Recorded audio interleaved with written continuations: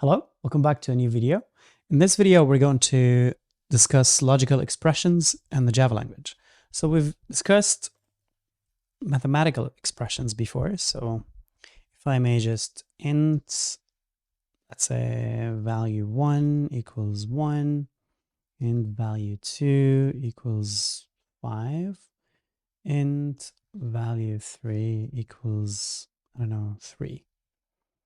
Now, if we create an expression out of these values, we saw that we need operators between the different values here. So value 1 plus value 3 multiplied by value 2. So what do we have here? Value 1 is 1 plus value 3, which is 3, multiplied by value 2, which is 5. So we've seen before that the multiplication takes precedence to the addition, right? So we're going to have value 3, which is 3, multiplied by value 2, which is 5, which will add up, which will result in 15, added to 1, which will result in 16, right? Okay, so in the same way, we can create expressions with numerical values like we've seen before. I'd like to, so we comment out this whole thing and let's talk about Boolean values for a second. So we have value 1, Boolean value 1 being, let's say, false. We've seen Boolean values before, I think, but we never discussed them in details. And this video is going to be the video where we talk about them in a little bit of detail. Value 2, true. And before we make expressions here, let's ask this question: what kind of expressions can we make? Because it's pretty self-explanatory when it comes to numerical values. Everybody knows there is addition, subtraction, division, multiplication, remainder, etc., etc. These are, you don't need to have a computer science degree or any computer science related knowledge to figure these out. But since it's an introductory course, I'm going to introduce some of the operations that you can perform on values that are either true or false, or yes or no, or Boolean. So either 0 or 1, Boolean meaning having two states. So I'm going to bring my iPad here and see if I can share my screen here. Hopefully everything works. Perfect. Okay. I'll try to make it a little bit bigger. Cool. So let's say we have a Boolean value like we just defined. False. So, apologies for the terrible handwriting. What we can do, for instance, we're going to go over 3 operations that we can perform on Boolean values, And one of these operations would be the inversion or negation or the not. Inversion. So the operation is done by simply turning a false. So if you negate a false, becomes true. And so the false becomes true. And if you negate a true, becomes false. Pretty straightforward. In the Java language, if we go back here, if you wanna negate a value, so say I want to print value 1. What's going to be printed is false. Let's say I want to print the negation of value 1. So you just go just before the value, just before the variable name, and you just add an exclamation mark. And then if you execute this, value 1 is false. What was printed was false. If you execute again, what you get is true. So true is whatever this evaluated to, which is false, got negated. If you negate at the source here, so if you It doesn't really make sense to negate a literal false value like we have here. Like it makes sense to negate a variable because a variable could be either true or false. But if you're going to negate a false, then like even now it's going to say false, well, not false can be simplified to true. But just for the sake of, like, it's syntactically correct, but just for the sake of trying it out, I'm going to hit run, and then you see it's different. So what happened there is we have a not false, which is true, that is being printed here, but negated first. So a not false, true, and then not false is false. Right. If you remove the not from here, then we just have a not false, which is true. Right. So that's the first operation that we are looking at when it comes to Boolean values. Now we're going to talk about and or.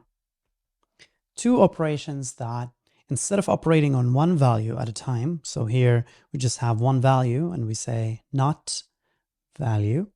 Now these will require two values to operate on, just like, addition doesn't operate on one value. Like you can't say 1 plus and then, stop. You need two values. So let's start with or, because I feel or is simpler than and. And we'll take the same example, value 1 and value 2, just like we have in the code base here. As you see, value 1 and value 2. All right, so if we have an and, or. We said we're gonna do or first. If we have an or between two values, the question is, what is all the possible, like if we were to understand how or works, let's list all the possible values that may be held by those two variables. So we can have false, false here, false, true, true, false, and true, true, correct? So if we say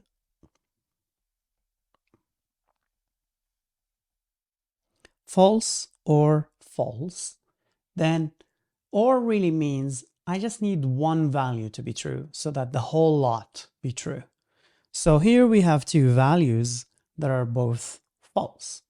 So the outcome of the execution of an ORing between those two values is false. Right here we have false or true. Now, false is not really helping here because we only need one true to have the whole thing to be true. Other than that, the whole thing will be false. So right here we have a true.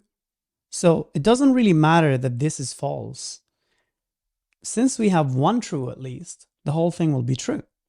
So it evaluates as true. Right here as well, we have true or false. We have at least one true, so the whole thing will evaluate to true. And here we have true or true, so we have at least one true, so the whole thing will evaluate to true. Pretty easy. So only when everything is false being ORed, then the result is false. If well, let's do that later then.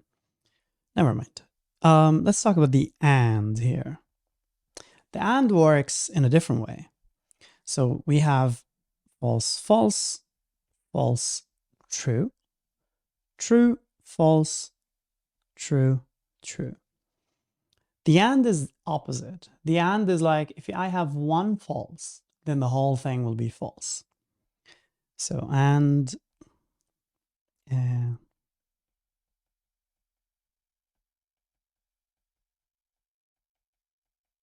right.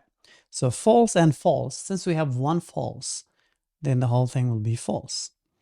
And the same thing here, we have one false, so the whole thing will be false. Same here. And here, since we don't have any false, then the whole thing will be true. Simple enough. So think of it as if you assign 0 to the false and 1 to the true, so that's 0, 0, and imagine that you're multiplying. 0 by 0 is 0. 0 by 1 is 1. 1 by 0 multiplied by 0 is 0. And 1 multiplied by 1 is 1. So that's just an easy way to memorize it. This will work like addition. So let's say 0 plus 0 is 0. 0 plus 1 is 1. 1 plus 0 is 1. And 1 plus 1, well, 2, but in this case, it means not 0, so it's true. Right. I hope this is clear enough. These are called truth tables. If you want to learn more, maybe you can look up truth tables. Right, so let's continue. But before we get into examples, I want to show you. So you know how for like the negation or not, it was an exclamation mark? For or, the operand is this. It's just double vertical lines. And for and, the operand is and. Right. So if we are to create an expression here, so value 1, let's say, or value 2, right? Or works in the way that if there is at least one value that's true, the whole thing is true. So in our case here, value 1 is false, but value 2 is true, so the whole thing will evaluate to true. Since value 2 is true, if you negate it, watch what happens. The thing becomes false. And this has to do with operator precedence. The exclamation mark or the not operator has a higher precedence. So this bit gets executed first. Then the ORing happens, right? If we change the OR to and, let's just get rid of this for now. So value 1 is false and value 2 is true. If you AND true and false, like multiplication, you get 0 or false. If you negate value 1 here, then the thing becomes true. All right, so let's continue. And I want to add another and here. So we've seen that not value 1 and value 2 is true. So what if you AND false to the whole thing? What will happen? Well, the whole thing becomes false. So you can have, what happens is, in theory, AND works on 2 operands. But then there's this thing called like operator precedence. And since, like we said, this has the highest precedence, then you have those 2 operands. And then the compiler is trying to figure out which one takes precedence. Well, then it works left to right. So this one takes precedence. So these 2 get executed. So if I change this to or, what's going to happen is not false, true, and true will result in the whole thing being true. I mean, those. And then and, so or, true or anything is true. So true or false will be true. So by changing this and to or, the entire thing will result in true. Right, so the hierarchy of precedence here is if we have an not, then this comes first. Then, or let's do this. Then the and, then the or has the least precedence. Whenever you have to, so when you have to decide between those 2, obviously you execute this first, then this whole thing after. But if this was to be or, by the way, if I change this to true, and we have this thing here, I don't have to look at what's in there. Just because I have this or true, or with these guys, then it's going to be true regardless. All right, so I feel like we've explained things now. Let's take some, some examples. I have some examples here in my notes. I'm going to be copying from. So we talked about if statements and switch statements in the last video, right? As I recall, it was a week ago. So let's look at this example here. So we have age, which is 25. And then we're saying here, if age is greater than or equals 18, which will evaluate to true since age is 25, then you print you're an adult. It's just a refresher, for a simple if statement from last video. And then I've added one more thing. Boolean has license. So if you have a license, and so let's look at the condition here. If you're over 18 or like 18 or over 18 and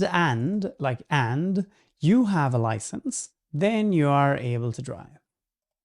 Hit run, you're able to drive printed. Now, obviously, if you can't drive, that's false.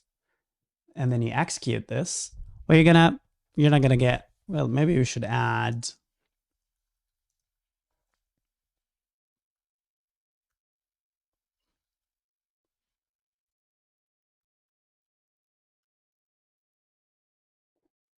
right. So you're not able to drive. Why did we use and here? Why did we not use or? Well, because simply you need to set, so now I'm getting you can drive. So or here means if you satisfy either conditions, you can drive. So maybe you can drive, maybe you're under 18, and well, that doesn't make sense.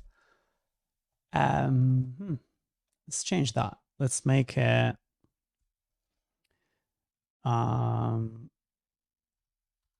know how to drive. Right. So if you know how to drive, you may be able to know how to drive if you're not 18, right? So why did we use and here? Because you may be able to drive if you're like 15 and your parents teach you how to drive for some reason, but you're under 18, then you shouldn't legally be allowed to drive. Let's change this to, sorry.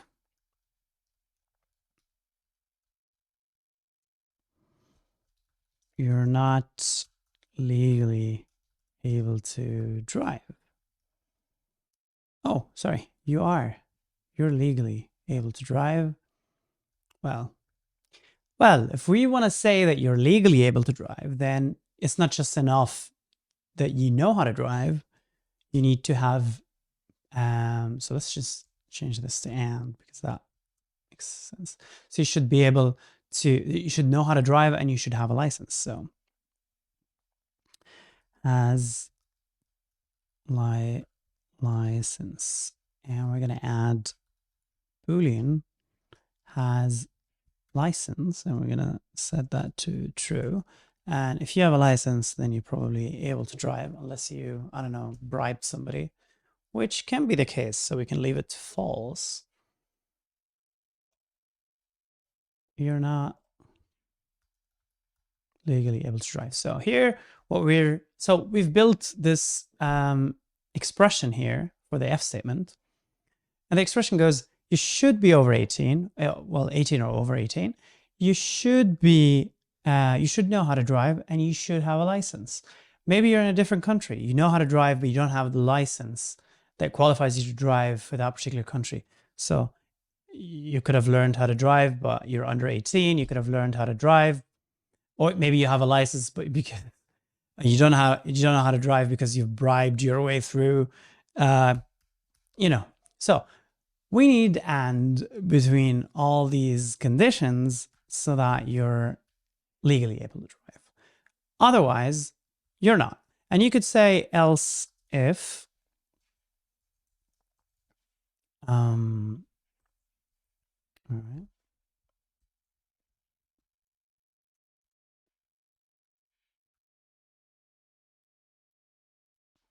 So here I'm going to say else if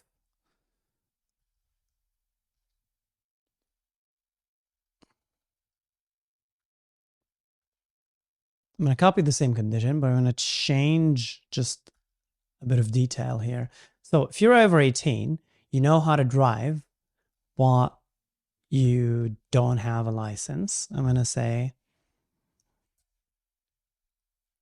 you're not able to legally drive, get a license. And I'm going to repeat the same thing here. Sorry. And I'm going to say, well, maybe you have a license, but you don't know how to drive. So, did you bribe somebody? And let's say that you are, what's the negation for greater than or equals? Under. So if you're under 18, you know how to drive. Well, it doesn't matter whether you have, I mean, you shouldn't, doesn't like, you wouldn't have a license because it can't be issued because you're under 18. But if you know how to drive, I'll say wait until you're 18 and get a license, and then you can legally drive. And then else, yeah. So let's do that and see if we change those values, what's going to happen. Just reformatting a bit. Right, so age 25, you know how to drive. You don't know how to drive, but you have a license. So it means you bribed your way through. Yeah, did you bribe somebody? If you know how to drive, true, and you don't have a license, false. Oh, we didn't cover that case, did we? You're not able to drive legally, get a license. Oh yeah, we covered that case. Cool. If you're 17, you know how to drive, but you don't have a license, obviously, then you're not legally able to drive. 17 has a license.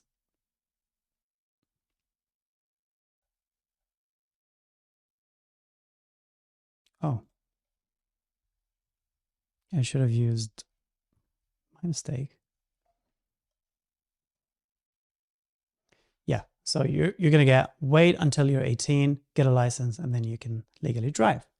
So that's how expressions are useful in the Java language. I know this has been a bit chaotic. I apologize, but I hope this helped.